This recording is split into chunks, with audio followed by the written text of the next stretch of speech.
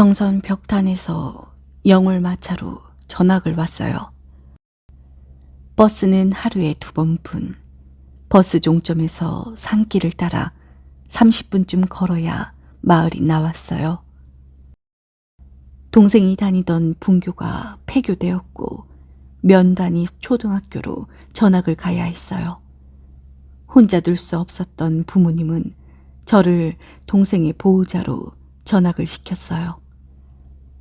5살 때 아버지 점심을 들고 1시간 반을 걸어갔던 기억 때문인지 당연히 잘할 거라고 믿으셨던 것 같아요. 전학과 동시에 동생과 둘이 자취 생활을 시작하게 되었어요. 방 하나에 부엌이 붙어있는 작은 집이었고 연탄불로 겨울을 나야 했어요. 새벽이면 일어나 연탄을 갈고 골로 위에 쌀을 씻어 올렸어요. 된장을 풀고 감자, 호박을 넣고 청양고추를 썰어 찌개를 만들었어요. 불구멍을 닫아야 연탄이 오래 간다는 것도 살면서 스스로 알게 되었죠. 2살 터울 동생의 보호자가 되니 마음에 커다란 돌덩이가 얹힌 그분이었지요. 혹시나 하는 염려가 나를 예민하게 만들었고 밤낮으로 동생의 일상만 쫓게 되었어요. 통학 시간도 체크하고 누구와 어울리는지도 살펴봤어요. 나의 시선과 촉이 전부 동생에게 향했어요. 어느 날 동생이 손바닥에서 사라졌어요. 조금 화가 났고 더 솔직히 말하자면 속이 뒤집혔어요. 동네 오락실을 찾아다녔어요. 구석자리에서 게임기와 합체된 듯 앉아있는 동생을 봤어요. 살그머니 옆에 서 있어도 저를 몰랐어요. 그 집중력으로 공부했으면 정말 서울대도 갔을 거예요. 툭 어깨를 쳤더니 처음엔 짜증 섞인 눈빛이었어요. 하지만 저를 보고는 얼굴이 도화지처럼 하얘졌어요. 말없이 앞세우고 걸었어요. 저는 잔소리를 퍼붓고 있었고 동생은 말없이 걷고 있었어요. 그러다 작은 목소리로 말했어요. 누나, 그만해. 다 알아들었어. 자꾸 말하니까 귀에서 피가 날 것 같아. 그 말에 말문이 막혔어요. 보호자가 되겠다고 의미 있게 살겠다고 생각했지만 그게 꼭 정답은 아니었어요. 그날 밤 잠이 오지 않았어요. 혹시 연탄불이 꺼졌을까? 밤이 너무 추워졌을까? 동생이 감기에 걸리진 않을까? 그 걱정들로 밤을 몇 번씩 깼어요. 잠은 자꾸만 조각이 났고 내 안의 근심은 쌓여갔어요. 지금 생각해보니 그때부터 수면장애가 시작된 것 같아요. 현실을 벗어나고 싶어 가끔은 꿈을 꿨어요. 꿈속에서 저는 부잣집 아이였어요. 검정색 승용차가 저를 데리러 왔고 양복 입은 부모님이 차에서 내려 저를 안아주었어요. 그 꿈이 너무 좋아서 깨기 싫은 날도 있었어요. 눈을 감은 채 연탄을 갈 시간까지 버텨본 적도 있었어요. 하지만 결국 골로에 밥을 안치고 동생을 깨우고 찬물로 세수를 하고 학교에 가야 했어요. 그게 저의 15이었어요.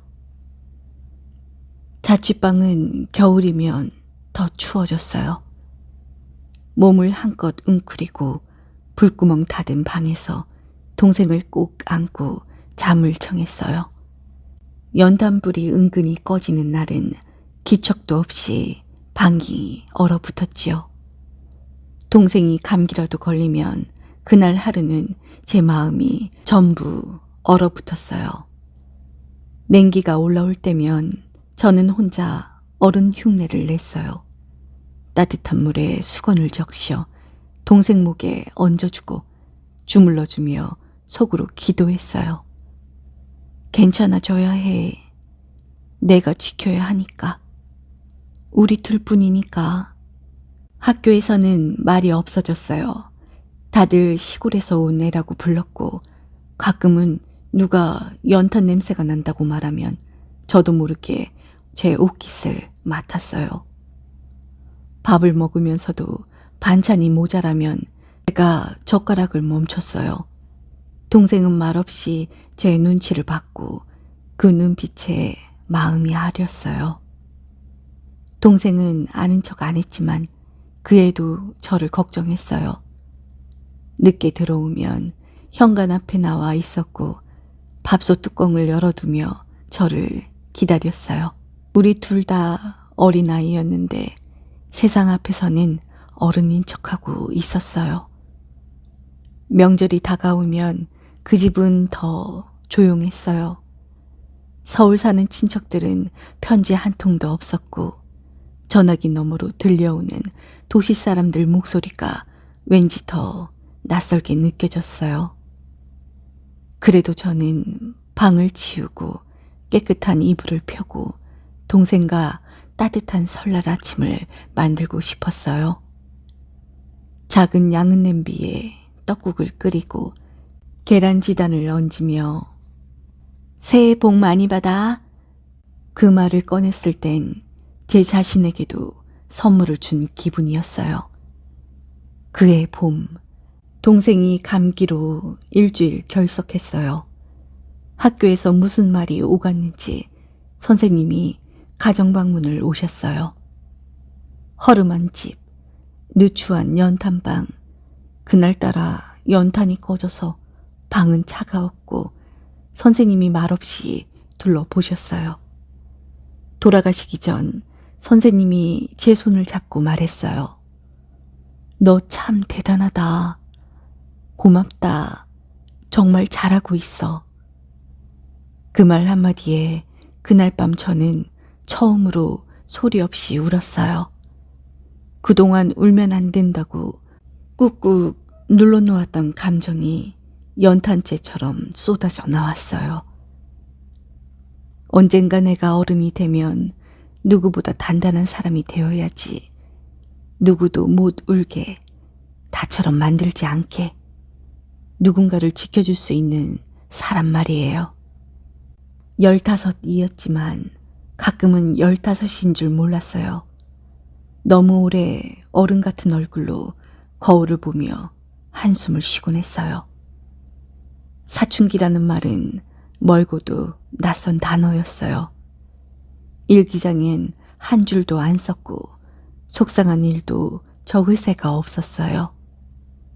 공부는 늘 뒷전이었고 학교에선 졸리거나 멍하니 있었어요. 집 생각이 나서 그랬는지 아니면 그냥 지쳤는지 지금도 잘 모르겠어요. 친구가 수학 문제를 묻는데 머리가 하얘졌어요. 마음이 딴 데 있었거든요. 그때는 수학보다 동생 채훈이 더 중요했어요. 누가 그랬어요. 너는 너무 철이 빨리 들었어. 근데 저는 철이 들어야 사라졌던 사람이었어요. 가끔은 억울하기도 했어요. 내가 뭘 그렇게 잘못했는지, 왜 이렇게 힘든 역할이 나한테 온 건지 불공평하다고 생각한 적도 있었어요. 그럴 땐 몰래 지붕 위로 올라갔어요. 지붕이 있는 자그마한 다락으로 누가 부르지 않는 시간을 찾아 조용히 앉아 있었어요. 별이 많이 보이던 밤이 있었어요. 별을 보면서 소원을 빌었어요. 내일 연탄 꺼지지 않게 해주세요. 동생 감기 떨어지게 해주세요. 그런 소원만 빌었어요. 누군가는 하늘에 별 따고 싶다고 했지만 저는 그 별이 내일의 온기였으면 했어요. 동생이 가끔 저한테 도시락 반찬을 바꿔치기를 해왔어요. 친구 거랑 몰래 바꿔서 저한테 맛있는 거 해주고 싶었다고 그 말에 울컥했어요. 작은 애가 저를 걱정하고 있었어요. 저는 보호자라고 생각했는데 그 애도 조용히 저를 보호하고 있었던 거예요. 그때 처음 느꼈어요. 누가 누구를 지킨다는 건 서로 지켜지는 일이기도 하다는 걸요. 이런 날들이 쌓이면서 저는 어른이 되었어요. 누가 시키지 않아도 무게를 짊어지고 어깨를 펴야 했어요. 어떤 날은 도망치고 싶었어요. 학교도, 집도, 동생도, 연탄불도 다 싫어지고 그냥 아무도 없는데 가고 싶었어요. 근데 그러면 안 됐었어요. 내가 빠지면 이 집이 무너질 것 같았어요. 나 없이 동생이 울까봐, 부모님이 미안해할까봐 나는 또 참았어요. 참고 또 참고 그러다 이상하게도 참는 게 익숙해졌어요. 그게 문제였던 것 같아요. 참는 게 너무 익숙해져서 나중엔 아프다는 것도 모르게 되었어요. 그 시절엔 말을 아끼는 게 버릇처럼 굳어졌어요. 괜찮아. 잘 지내. 응. 단어가 짧아질수록 제 마음은 더 길어졌어요. 누군가 힘들지? 하고 물어도 말문이 턱 막혔어요. 힘들다고 말하면 진짜 힘들어질까봐 그 말을 안 했어요. 부모님은 한 달에 한 번 오셨어요. 잠깐 얼굴 보고 김치며 쌀이며 안겨주시고 다시 돌아갔어요. 그 짧은 만남이 지나고 나면 집은 더 조용했어요.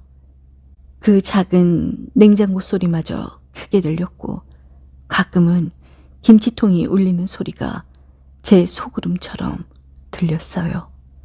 누가 알았을까요?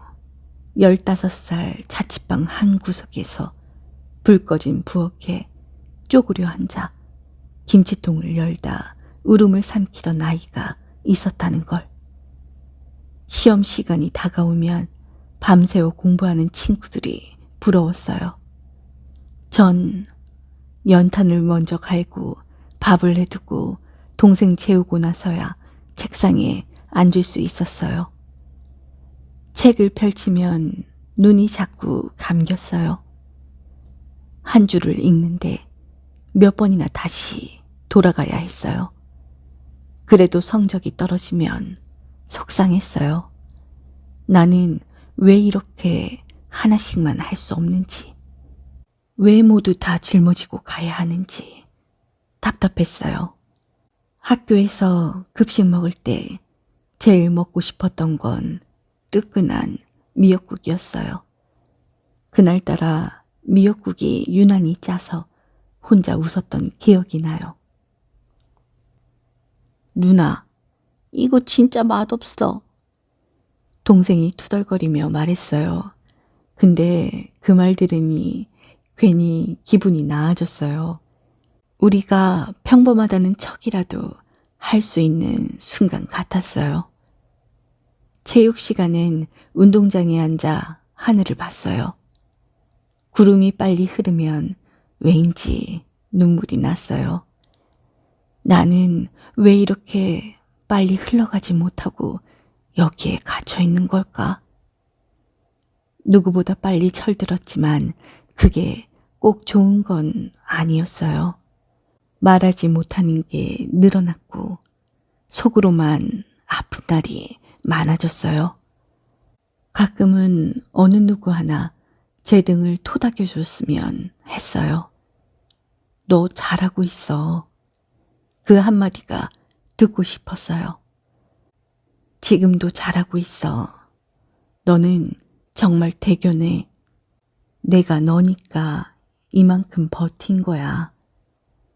그 말 덕분에 다음 날도 밥을 안 치고 연탄을 갈고 학교에 갈 수 있었어요. 시간이 흘렀어요. 이제는 그 집도 그 오르막길도 연탄불 냄새도 모두 기억 속으로 들어갔습니다. 동생은 어른이 되었고 저보다 더 듬직해졌어요. 지금은 제가 아플까봐 문득 전화를 걸어오는 사람이 되었어요. 어릴 적 밥을 내주고 등을 떠밀던 그 아이가 이젠 저를 데리고 밥을 먹으러 가요. 밥값도 본인이 내요. 어색하게 웃으며 말해요. 누나, 이제는 좀 기대요. 그 말에 가슴이 뻐근했어요. 어릴 땐 기댈 데가 없었어요. 기댈 시간이 없었어요. 기대면 무너질까봐 허리를 꼿꼿이 세우고 가슴 속의 말들을 전부 눌러 담았어요. 근데 이제는 조금씩 배워가요. 기대는 것도 사랑이라는 걸요. 받는 것에도 용기가 필요하다는 걸요. 꿈에서 연탄을 갈던 나, 냄비 뚜껑을 열고 김이 나는 밥을 확인하던 나, 오락실에서 동생을 찾던 나, 눈을 피하고 걸어가던 그 아이의 등을 밤새 지켜보며 혼자 울던 나. 그 모든 순간이 지금의 저를 만들었어요. 가끔 거울을 보면 그때의 얼굴이 보여요. 부엌문을 살짝 열고 골로를 들여다보던 그 작고 야무진 아이. 그 아이를 보며 속으로 말해요. 정말 수고 많았어. 정말 잘 견뎠어. 너 덕분에 우리가 지금 여기 있어. 지금도 가끔은 가난이 기억나고 연탄이 그립고 김이 모락모락 나는 찌개 냄새가 떠올라요. 근데 이제는 그게 불쌍한 기억이 아니라 살아냈던 기억으로 남았어요. 이제는 내 안의 어른에게 말해요. 그 누구보다 단단하고 따뜻했던 나의 15살 보호자에게 괜찮아. 너는 참 잘했어.